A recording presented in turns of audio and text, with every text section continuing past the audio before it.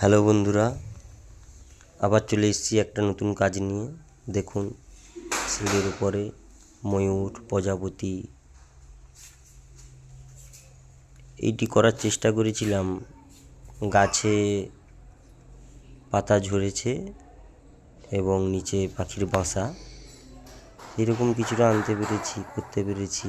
আপনারা দেখুন,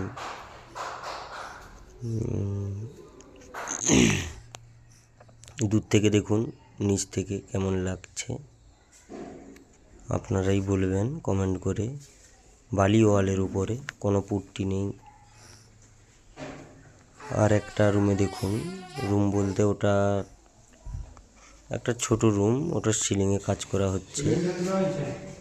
এইরকম ডিজাইন হবে। আমাদের কাজ যদি আপনাদের ভালো লেগে থাকে কমেন্ট করে জানাবেন, লাইক করবেন, সাবস্ক্রাইব করবেন। ঠিক আছে।